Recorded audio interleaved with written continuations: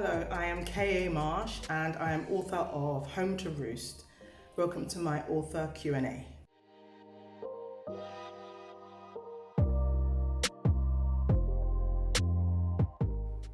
Home to Roost is about the consequences of an unethical scientific experiment and how this impacts the family of one of the scientists involved. We are looking at how the unethical scientific experiment has come home to roost for Robert Priestman and his family.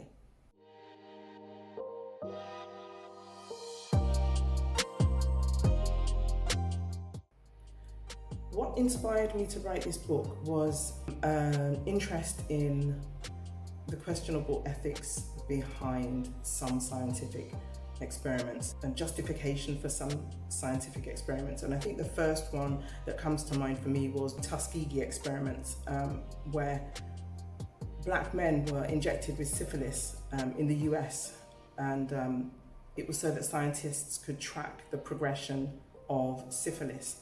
And this had awful consequences for the victims who were not aware that they were victims at the time. It was quite horrific. Another area of scientific endeavor was where enslaved women were used for experimentation purposes so that early gynecologists could understand women's reproductive systems. And unfortunately, this was done without consent, without anesthesia. It was quite horrific, I'm sure you would agree. But yeah, there are many stories of unethical or where science has questionable ethical leanings that a person could go and research for themselves.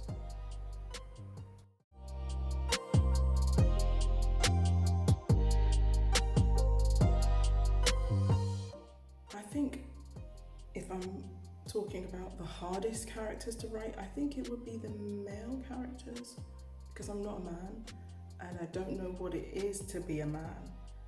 So I had to really try and get inside of their heads as men experiencing some of the challenges that they were at work or as family men.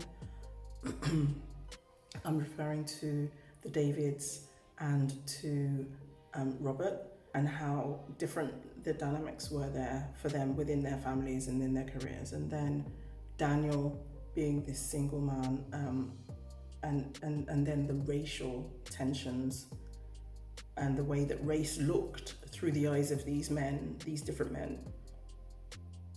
That was a challenge to write, but I like a challenge. I hope I've done it well, and I hope they're believable.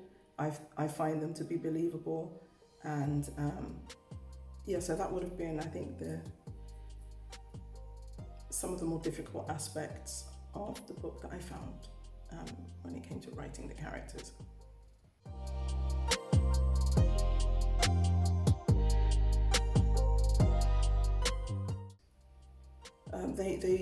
They all did that to a degree, but I think Daniel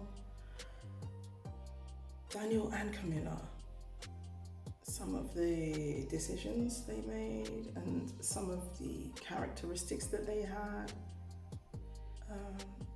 were unpalatable to me, but were correct for the character.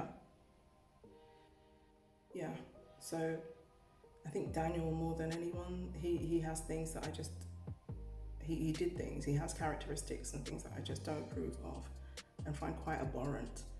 But that's who he is, and that's how he had to be written. So yeah, he had a way of doing things. I had to stop writing at one point because I didn't like some of the things he was doing. So I could feel that his character was starting to tell me a story that I didn't like to hear, but it had to be told because there's a lot of truth in the way that he developed, in the way that he told his story.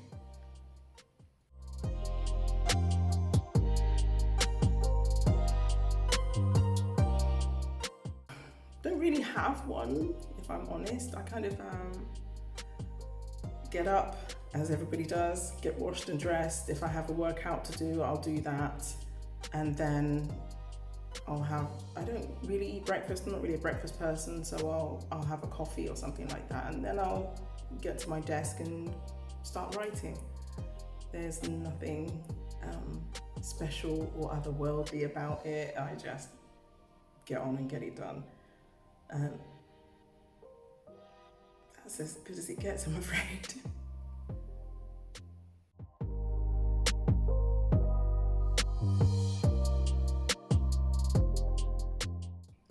Do I have any unusual habits or superstitions around writing? No, I don't.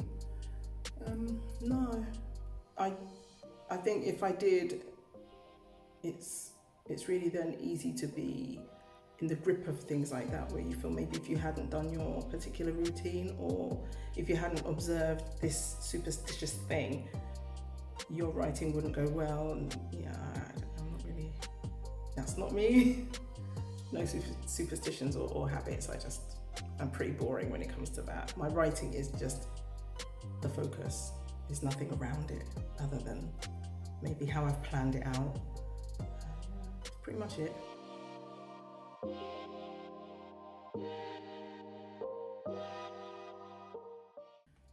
Do I outline my books? Yes, I do, but then the characters also tell me their own story, so I'm not inflexible. I don't like to veer off course too much, but then if your characters are telling you how they would flow through a particular situation, given how you've developed that character and the things that they do, the habits that they have, I think it's important to follow that path, because it's a more authentic voice if it's the flow of the character as you've written the character. You can modify your outlines, but your character voice, if it's a strong one, will tell its own story to a degree. So yeah, that's my approach. A bit of both.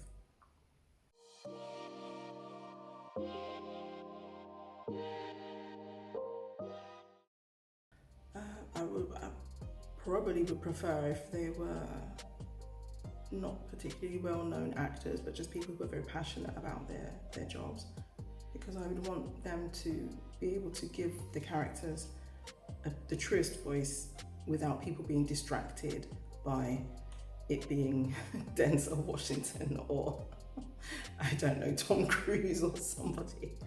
I think rather there were people who were not necessarily very well known, but were very passionate and were given an opportunity to play some very interesting characters. So no dream cast, I don't have one.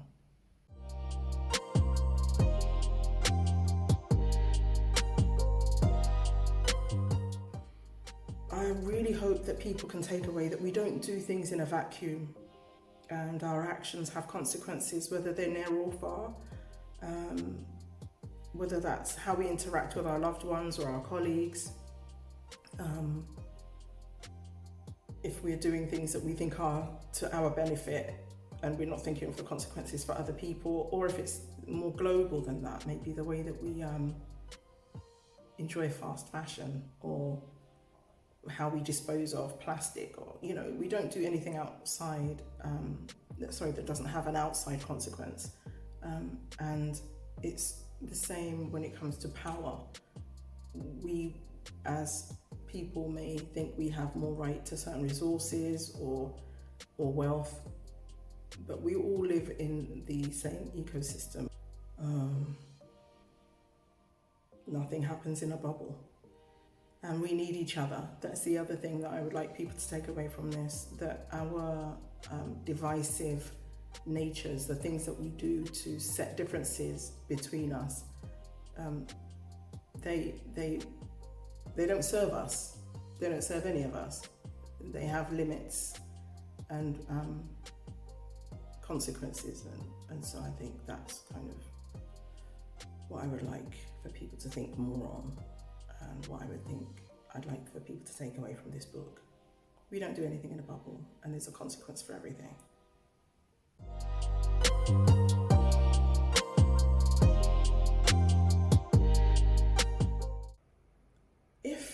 if there were discussion to be had around the book, I would like that discussion to be around not just issues of ethics, but there are so many topics. There's single parenthood, there's race relations, there's misogyny, child abuse, drug misuse. There are so many different strands of discussion that could come up from this book. So I guess it's really about who reads it and from what perspective and what they feel led to raise about this. But the wider discussion I think I would like to see would be around power and ethics, and who gives who the right, especially when it comes to how it compromises somebody's or a group of people's humanity. What gives anyone the right to make some of the sweeping decisions that are made to the detriment of others?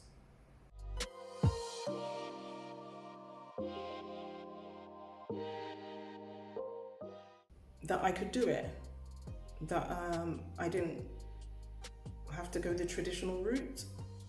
I self-published, so I published independently, and taking the process from beginning to end and outsourcing things that I needed others to do for me, like beta reading and so on. That was the most surprising bit, I think. It was just that I could do it. That the mystique of publishing vanished because I was able to do it myself, and I'm really proud of that, actually.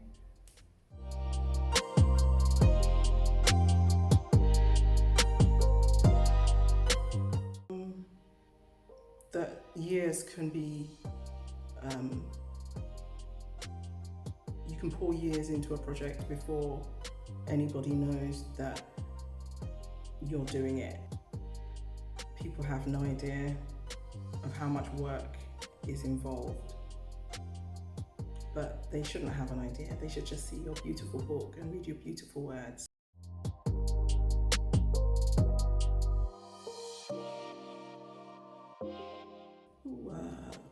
Piece of advice for aspiring writers: just write. I would just encourage you to write. Part of the problem is the discipline, getting into the habit of writing. Even if your habit is, I write 2 hours on a Saturday and a Sunday religiously, make it a habit. Just like with anything, whether it's exercise or whatever, it's the habit that you form that will take you furthest. If you're kind of someone who does it sporadically, it's not going to get you very far, because the inconsistency means that you're able to step away from it too frequently, and you don't get to complete a project. It's something very satisfying in completing a project. So I would just say, just write, develop a discipline around writing and stick to it.